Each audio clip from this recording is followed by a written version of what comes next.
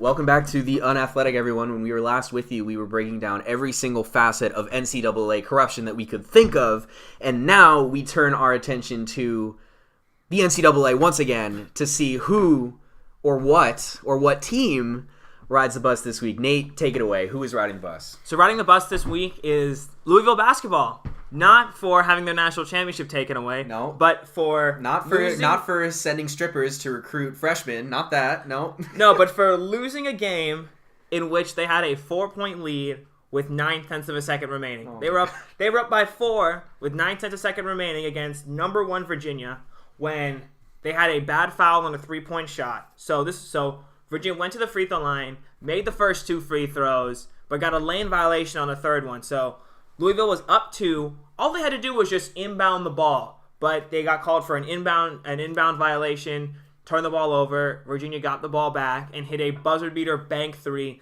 to beat Louisville. And Louisville is on the bubble right now for the NCAA tournament. That win, I think, would have gotten them in, and now their NCAA tournament hopes might be dead because of just a couple of boneheaded mistakes. Shout out to my dad. His favorite word to use is boneheaded. So, Bonehead. Yeah. There you go. All so, right, Louisville basketball, ride the bus. Yeah, get out of here, Louisville, man. I mean, if getting a national championship stripped away from you in the past 2 weeks wasn't enough, you probably just cost your tournament chances on what was the specific play? It was a turnover because he moved in the... Yeah, so in basketball, on an inbounds pass, you can only run the baseline on a made shot. Yeah. But it wasn't a made shot, and so the guy started running a baseline, got called for a travel, and ended up turning the ball over. So then Virginia got the ball back, 9/10 of a second remaining, and hit a buzzer beater 3. Yeah, that's ridiculous. Like, how you could... If USC ever lost a game like that, you might not see me for a couple of days. Just being totally honest. Oh, man. So, Louisville's going to have to recover from that, and... yeah, I mean, we probably won't see him in the tournament. Yeah, I mean, beyond that, I think that's pretty much all we had for this week here on the Unathletic. Nate, what are you going to be watching in this upcoming week of sports?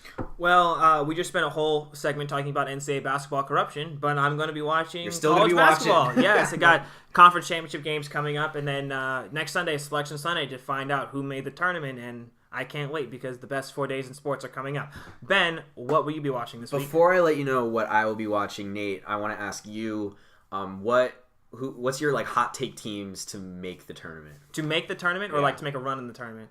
Make the tournament specifically. Make the tournament. Ooh, I think right now both USC and UCLA are on the bubble, but I think both they those just played teams, each other. Yeah, and I think actually UCLA might have killed USC's tournament hopes, but I think both those teams will find their way in. I think that they could both play their way in if they do well in the conference tournament, and then I think Louisville is out, and I think Syracuse they might be the very last team in with because of their win last Saturday against Clemson. Yeah, it's going to be interesting, and there's a lot of historic programs on the bubble this year, so it's going to be very interesting to see if those teams can, because if they get in, they're dangerous. They have the history of winning, some very experienced coaches in order to take down some bigger teams, and that's for sure. I think in terms of what I'll be watching, we mentioned it earlier in the show. I'll be watching Arsenal play AC Milan this Thursday. And this is gonna be a real tough match at the San Siro in Milan, Italy. AC Milan, I think they've been unbeaten in their last. I think they've won. They won I think their last 8 or 9. Yeah, they've won 9 in a row. So they're firing on all cylinders. It looks like they're gonna come from the ashes and qualify for Champions League in Italy, which would be truly amazing. And this just comes out of the most inopportune time for an Arsenal team just looking for a win. It's just going in to want to talk about teams with history. AC Milan are, arguably top 5 biggest teams in the world in terms of what they've done historically, and now we're finally seeing them get back on track to where they once were. So, thoughts and prayers go out to Arsenal for this Thursday. I don't know if I'm going to wear my Arsenal jersey to school. I've kind of felt ashamed at even wearing it recently, and that's how bad they've been doing. But hopefully they prove me wrong, and I'm just a lot happier over the next week because I'm pretty bummed out right now because of all that, all the struggles Arsenal have had. So that does it for this week. This inaugural edition of the Unathletic. Hopefully you guys had as great of a time as we did. Remember that we are also available on iTunes and other platforms, so make sure to check us out there, and we will be back next week. So have a great week, everyone. We're dead. It was great. Yeah. There we go. Like what you're hearing?